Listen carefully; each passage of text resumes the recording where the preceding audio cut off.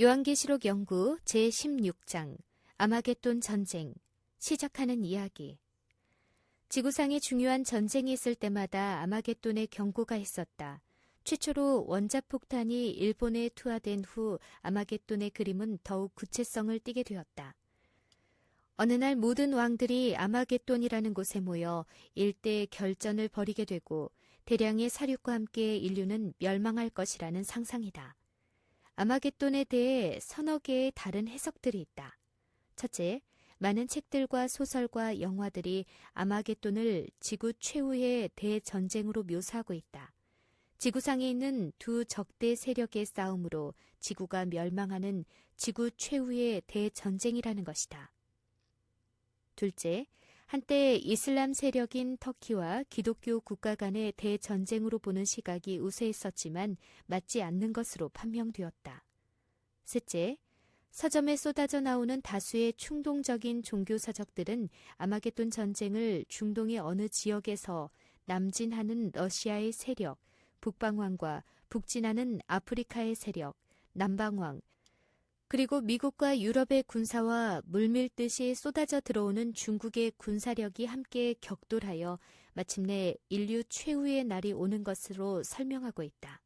네 번째, 또 하나의 견해는 아마겟돈 전쟁은 하나님과 악의 세력 사이에 벌어지는 마지막 대쟁투로 보는 것이다. 그것은 영적, 육적인 모든 싸움을 다 포함할 것이다. 정말 아마겟돈이란 그런 뜻인가? 요한계시록의 내용으로 돌아가서 탐구해 보기로 하자. 요한계시록 16장은 마지막 호소가 끝나고 이 세상에 7 재앙이 쏟아지는 장면을 다루고 있다. 재앙은 출애굽 때 애굽에 내렸던 10 재앙과 성격이 비슷하지만 그 대상은 광범위하여 만물에 다 미친다. 첫째 재앙은 땅에 쏟아지고 둘째 재앙은 바다에 퍼부어진다. 셋째 재앙은 물들의 근원에 내리고 넷째 재앙은 해에게 영향을 미친다. 다섯째 재앙은 짐승의 보좌를 치고 여섯째 재앙은 유브라데 강물을 말리고 개구리 같은 새의 더러운 영이 출현하며 아마겟돈으로 왕들이 모여 전쟁이 벌어진다. 왕들이 모여 마지막 결전을 벌이는 아마겟돈 전쟁은 무엇인가? 그것은 정말 큰 강 유브라데스에서 벌어지는 지구의 마지막 3차 세계대전인가? 요한계시록 16장은 마지막 7 재앙이 이 땅에 임하는 것을 기록한 중요한 장이다. 애굽의 10 재앙이 역사적인 사실이었던 것처럼 7 재앙도 실제로 일어날 일이다. 이것은 아직 미래에 있을 사건이기 때문에 우리 모두와 긴밀한 관계가 있다. 왜 7 재앙이 임하게 되는가? 7 재앙의 내용은 얼마나 심각한 것인가? 누가 7 재앙을 당하게 되는가? 어떻게 하면 7 재앙에서 살아남을 수 있는가 하는 문제들은 우리가 심각하게 연구해 보아야 할 시급한 문제이다. 7 재앙이 시작되는 때는 그리스도의 중보 사업이 끝나고 은혜의 기간이 다한 후이다. 7 천사, 7 대접, 7 재앙. 1. 성전에서 나온 음성은 7 천사에게 무엇을 명하였는가? 계시록 16장 1절. 또 내가 들으니 성전에서 큰 음성이 나서 7 천사에게 말하되 너희는 가서 하나님의 진노의 7 대접을 땅에 쏟으라 하더라. 계시록 16장 1절. 설명. 성전에서 나오는 큰 음성은 아마도 중보 사업을 마치신 대제사장, 즉 그리스도의 음성일 것이다. 이제 하나님의 오래 참으심이 끝났다. 오랫동안 펼쳐졌던 자비의 손길도 거두어졌다. 죄인의 용서를 위해 오랜 세월 애소하던 그 음성도 멈추었다. 그리고 7 재앙을 내릴 권세를 가진 천사들이 명령을 받고 7 대접을 땅에 쏟았다. 7 재앙은 7 나팔과 비슷한 구조를 가지고 있다. 첫 번째부터 네 번째까지는 천연계에 내리는 재앙이며 후반부의 세 재앙은 악의 근원을 파괴하는 재앙이다. 2. 첫째 재앙은 무엇인가? 계시록 16장 2절. 첫째가 가서 그 대접을 땅에 쏟음에 악하고 독한 헌대가 짐승의 표를 받은 사람들과 그 우상에게 경배하는 자들에게 나더라. 계시록 16장 2절. 설명. 첫째 재앙은 땅에 속한 사람들에게 무서운 종기가 나는 것인데 그 대상이 분명히 지정되어 있다. 즉, 짐승의 표를 받은 사람들이다. 그러므로 이 재앙으로 구원받을 백성과 멸망받을 백성이 확연하게 구분된다. 악인들의 분노는 여기서부터 촉발된다. 그들은 무서운 질투로 성도들을 미워하며 지구에 밀어닥친 이 모든 재앙의 원인을 하나님의 백성에게 전가시킨다. 3. 둘째 재앙은 어디에 내리는가? 계시록 16장 3절. 둘째가 그 대접을 바다에 쏟음에 바다가 곧 죽은 자의 피같이 되니 바다 가운데 모든 생물이 죽더라. 계시록 16장 3절. 설명. 둘째 재앙은 바다에 내린다. 이 재앙은 애굽에 내렸던 10재앙 중 나일강이 피로 변하여 고기가 죽고 악취가 났던 사건을 연상시킨다. 그러므로 마지막 시대의 둘째 재앙도 상징이 아니라 실제로 이런 일이 일어날 것이다. 7재앙 중 처음의 4재앙은 사람의 생명과 밀접한 관계가 있는 천연계에 내리는 재앙이다. 땅과 바다, 그리고 강물과 태양에 치명적인 이상이 생겨 사람들이 극심한 고통을 당하는 것이다. 두 번째 재앙으로 바다가 갑작스럽게 오염되어 피같이 되면 그 속의 모든 생물이 죽을 것이다. 어떠한 독극물이나 액체도 죽은 자의 피만큼 사람들을 소름 끼치게 하지는 못한다. 더구나 온 바다가 피같이 된다고 하였으니 그 광경이 얼마나 무서울까 짐작할 수 있다. 그러한 재앙은 지구의 마지막을 예고하는 것으로서 사람들은 이성을 잃고 그 희생양을 찾으려 할 것이다. 4. 셋째 재앙은 무엇인가? 계시록 16장 4절에서 7절. 셋째가 그 대접을 강과 물 근원에 쏟음에 피가 되더라. 내가 들으니 물을 차지한 천사가 가로되 전에도 계셨고 사방도 계신 거룩하신 이여 이렇게 심판하시니 의로우시도다. 저희가 성도들과 선지자들의 피를 흘렸으므로 저희로 피를 마시게 하신 것이 합당하나이다 하더라. 또 내가 들으니 제단이 말하기를 그러하다. 주 하나님 곧 전능하신 이시여 심판하시는 것이 참되고 의로우시도다 하더라. 계시록 16장 4절에서 7절. 설명. 셋째 재앙은 둘째 재앙보다 좀 더 직접적이고 치명적이다. 강과 물 근원은 바다보다 사람의 생명에 직접적인 영향을 끼친다. 바닷물이 오염되어도 사람은 잠시 생명을 더 유지할 수 있지만 물 근원과 강물이 변한다면 사람은 더 이상 살 수가 없다. 사람들은 갈증에 못 이겨 피처럼 된 물을 마실 것이다. 천사는 말하기를 그들이 성도들의 피를 흘렸으므로 피를 마시는 것이 합당하다고 말한다. 순교자의 피를 상징하는 제단도 하나님의 심판이 참되고 의롭다고 선언한다. 바다와 물의 근원이 일변하여 피로 변하는 그러한 참담한 광경은 현재로서는 도저히 상상할 수 없는 일이지만 그때가 이르면 하나님의 공의는 입증되고 그 심판은 실행되고 말 것이다. 5. 넷째 재앙은 무엇인가? 계시록 16장 8절에서 9절.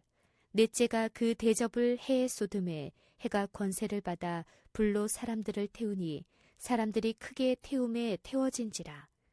이 재앙들을 행하는 권세를 가지신 하나님의 이름을 회방하며 또 회개하여 영광을 주께 돌리지 아니하더라. 계시록 16장 8절에서 9절. 설명. 횟수가 거듭될수록 재앙은 점점 맹렬해 가고 고통의 도수가 더욱 증가한다. 짐승의 표를 받은 사람들은 악성의 종기가 나고 심한 열을 바라며 갈증에 시달리지만 피비린내 나는 바다가 보일 뿐이며 악취가 나는 물 이외에는 마실 것이 없다. 이제 네 번째 재앙으로 태양이 극도의 뜨거운 열을 발하여 모든 것을 태워버릴 듯이 장렬하다. 그 결과로 극심한 가뭄과 기근이 임할 것이다. 그러나 그들은 회개하지 않고 오히려 미칠 듯이 하나님을 원망하며 저주한다. 6. 다섯째 재앙은 무엇인가? 계시록 16장 10절에서 11절. 또 다섯째가 그 대접을 짐승의 보좌에 쏟으니 그 나라가 곧 어두워지며 사람들이 아파서 자기 혀를 깨물고 아픈 것과 종기로 인하여 하늘의 하나님을 회방하고 저희 행위를 회개치 아니하더라. 계시록 16장 10절에서 11절. 설명. 넷째 재앙까지는 재앙이 땅, 바다, 강물, 해같이 천연계에 부어졌다. 그러나 다섯째는 다르다. 그 대상이 짐승의 보좌다. 악의 본부가 강탈을 당하는 것이다. 어두워진다는 것은 큰 혼란과 영적 암흑이 일어날 것을 상징한다. 첫째 재앙 때 생겨났던 종기가 더욱 극심해져서 사람들은 자기 혀를 깨물 지경이 된다. 그러나 그들은 하나님을 회방하고 저주할 뿐 회개하지 않는다. 아마겟돈 전쟁. 여섯째 재앙은 유브라데 강물을 말리고 개구리 같은 새 더러운 영이 출현하며 아마겟돈으로 왕들이 모여 전쟁이 벌어진다. 왕들이 모여 마지막 결전을 벌이는 아마겟돈 전쟁은 무엇인가? 그것은 정말 큰 강 유브라데에서 벌어지는 지구의 마지막 3차 대전인가? 아마겟돈에 대한 모든 주장들에는 공통점이 있다. 그것은 아마겟돈 전쟁이 지구 역사의 마지막 큰 전쟁으로 아직은 미래의 일이라는 것이며 이 전쟁 후에 지구는 멸망할 것이라는 점이다. 7. 유브라데 강물이 마른다는 것은 무슨 뜻인가? 계시록 16장 12절. 또 여섯째가 그 대접을 큰 강 유브라데에 쏟음에 강물이 말라서 동방에서 오는 왕들의 길이 예비되더라. 계시록 16장 12절. 설명. 요한계시록 16장 12절에서 16절에 나오는 여섯째 재앙은 주로 유브라데 강에 대한 것인데 여기에는 세 가지의 사건을 포함하고 있다. 첫째, 여섯째 천사가 그 재앙의 대접을 큰 강 유브라데에 쏟음에 강물이 말라서 동방에서 오는 왕들의 길이 예비되었다. 둘째, 예수께서 속히 오실 것을 말씀하시면서 깨어 자기 옷을 지켜 벌거벗고 다니지 아니하는 자가 복이 있다고 그의 백성들을 위로하고 권면한다. 셋째, 사단의 세력들이 왕들을 아마겟돈이라는 곳으로 집결시키고 있다. 유브라데 강물이 말라서 동방의 왕들이 오는 길이 예비된다는 수수께끼 같은 말은 무엇을 의미하는 것일까? 마치 보물을 찾아 나서는 탐사대들이 가지고 있던 보물지도에 나오는 암호 같은 말이어서 해독이 필요하다. 그러나 예언 해석의 법칙들을 차분하게 적용시켜 나가면 불가능하지도 않을 것이다. 유브라데 강물이 마르는 것을 실제 사건으로 봐야 할 것인가, 상징으로 봐야 할 것인가? 현대전에 있어서 강물이 말라야만 군대가 이동하는 것은 아니다. 현대의 우수한 장비로 강을 건너는 것은 아무런 문제가 되지 않는다. 따라서 유브라데 강물이 말라서 왕들의 길이 예비된다는 강물의 마름은 실제로 의미가 없기 때문에 하나의 상징적 표현으로 보는 것이 더 적당할 것이다. 역사상 유브라데 강이 마른 때가 한 번 있었다. 바벨론을 공격하고 있던 페르시아의 고레스 왕이 유브라데의 물길을 돌려 강물을 마르게 하고 바벨론 성을 함락하였다. 강물이 말라서 동방에서 오는 왕들의 길이 예비된다는 표현은 동방의 왕인 고레스에 의해 바벨론이 멸망한 것을 연상하게 한다. 영적 바벨론도 유브라데 강이 마르면 멸망할 것이다. 그렇다면 유브라데 강이 마른다는 영적인 의미는 무엇인가? 성경 예언에서 물은 백성들을 의미한다. 계시록 17장 15절을 참조하라.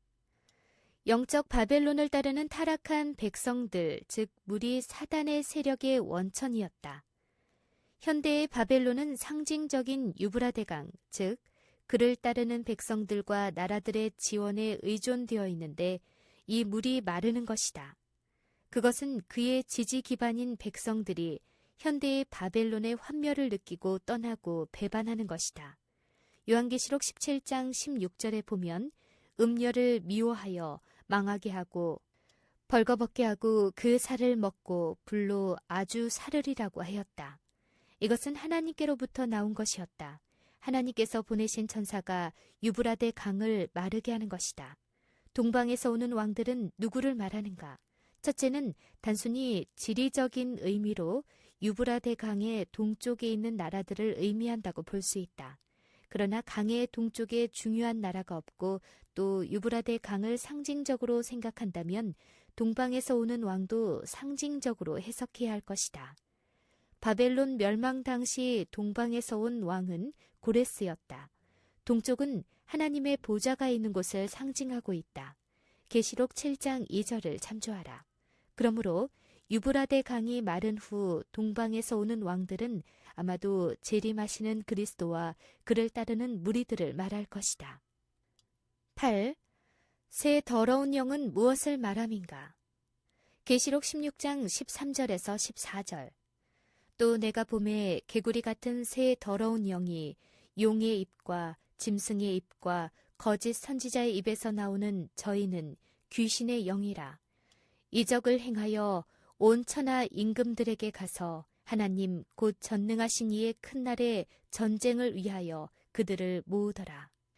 계시록 16장 13절에서 14절. 설명.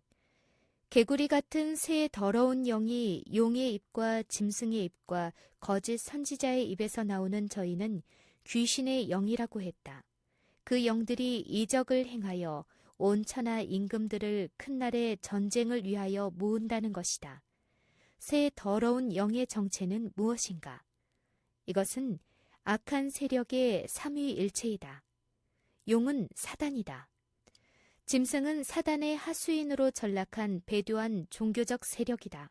계시록 13장 4절을 참조하라.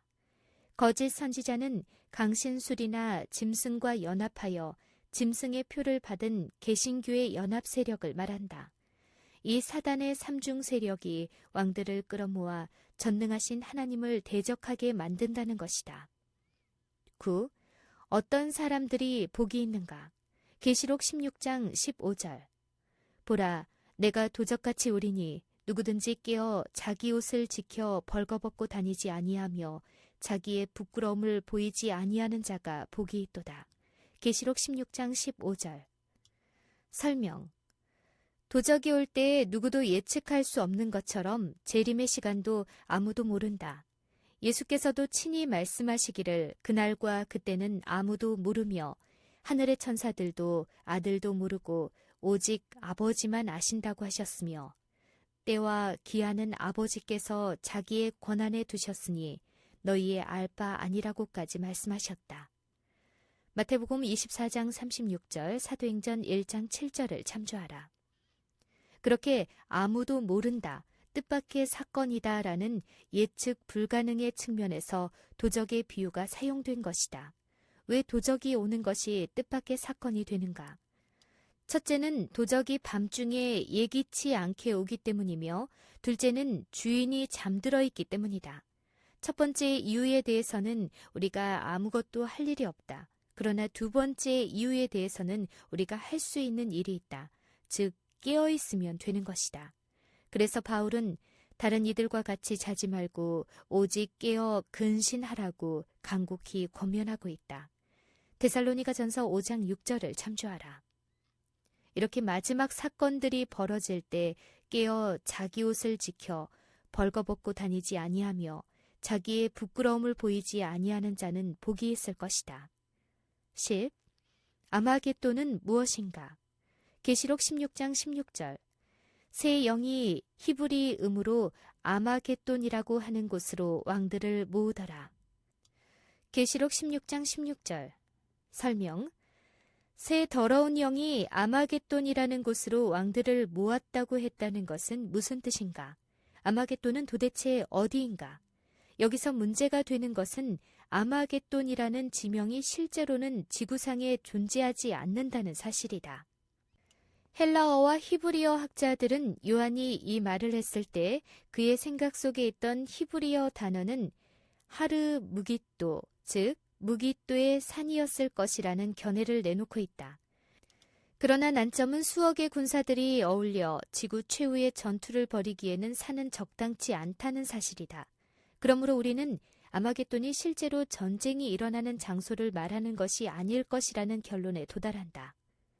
그렇다면 아마겟돈은 지구상의 어떤 특정한 장소가 아니라 드디어 마지막으로 벌어지는 선악간의 대쟁투를 대표하는 상징적 단어일 가능성이 많다. 그렇다면 사단의 세 영이 아마겟돈으로 왕들을 모은다는 것은 무엇을 상징하는 것일까? 성 삼위일체가 하나님을 대표하듯이 세 영도 사단을 대표한다.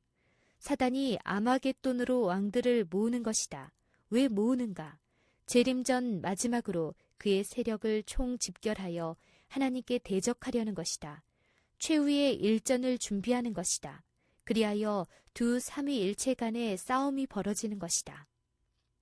이 마지막 영적 전투는 요한계시록 19장 11절부터 21절에 더욱 자세히 묘사되어 있다. 그 눈이 불꽃 같고 그 머리에 많은 면류관을 쓰고 피 뿌린 옷을 입은 백마탄 자가 있고 하늘에 있는 군대들이 희고 깨끗한 세마포를 입고 백마를 타고 그를 따랐다. 계시록 19장 11절에서 14절을 참조하라.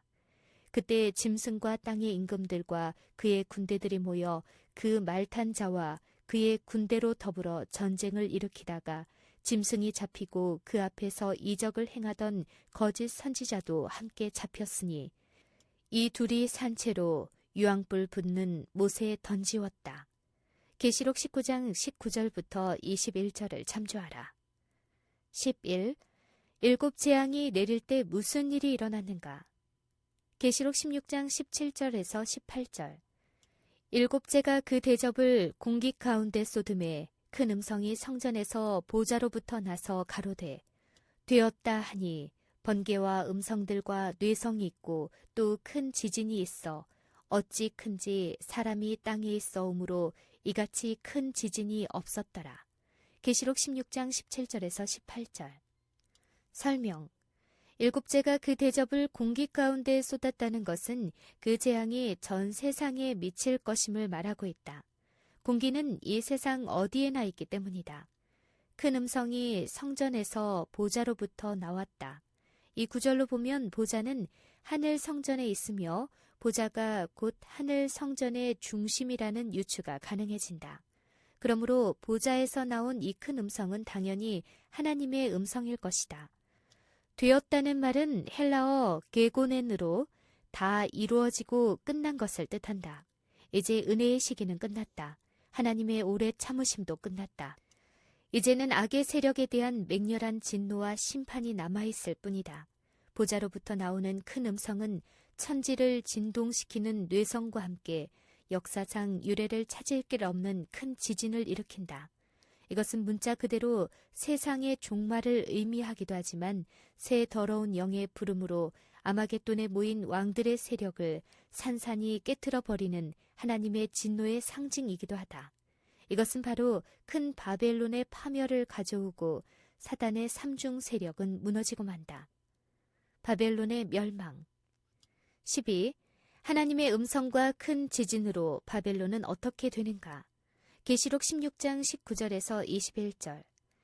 큰 성이 세 갈래로 갈라지고 만국의 성들도 무너지니 큰 성 바벨론이 하나님 앞에 기억하신 바 되어 그의 맹렬한 진노의 포도주 잔을 받음에 각 섬도 없어지고 산악도 간데없더라. 또 중수가 한 달란트나 되는 큰 우박이 하늘로부터 사람들에게 내림에 사람들이 그 박제로 인하여 하나님을 회방하니 그 재앙이 심히 크밀어라. 계시록 16장 19절에서 21절. 설명. 큰 지진으로 바벨론이 세 갈래로 갈라진다. 이것은 사단의 삼위일체가 분리되는 것을 상징한다. 바벨론은 요한계시록 16장 13절에 나오는 것처럼 용과 짐승과 거짓 선지자로 이루어져 있다. 이 세 연합체가 큰 타격을 받고 무너져 내릴 것이다. 하나님께서는 그들의 죄를 낱낱이 기억하시고 맹렬한 심판을 내리실 것이다.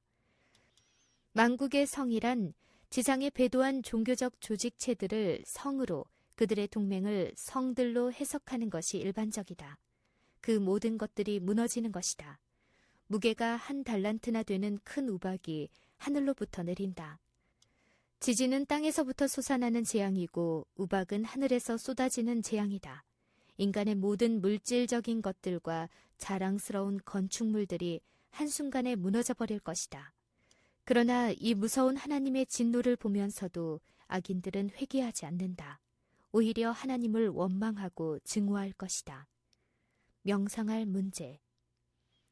아마겟돈 전쟁은 지구의 최후를 가져올 실제적인 전쟁이라는 의미보다는 선과 악의 영적인 전쟁으로 보는 것이 더 합리적이다. 아마겟돈 전쟁은 지구 종말 직전 악의 세력이 최후의 발악을 하는 대전쟁이기 때문에 지구는 일대 혼란에 빠지고 그 고통은 극심할 것이다. 그날의 나는 어떻게 해야 되는 것일까? 이것은 나와 내 가족의 구원이 달린 문제이기 때문에 결코 무관심해서는 안 되는 문제다. 요한계시록 여기저기에 그 해답이 이미 나와 있다. 이제 우리의 결단만 남아있는 것이다. 한 가지 분명한 것은 종교적 혼합체인 바벨론에서 나와서 짐승의 표를 받지 않아야 한다는 것이다.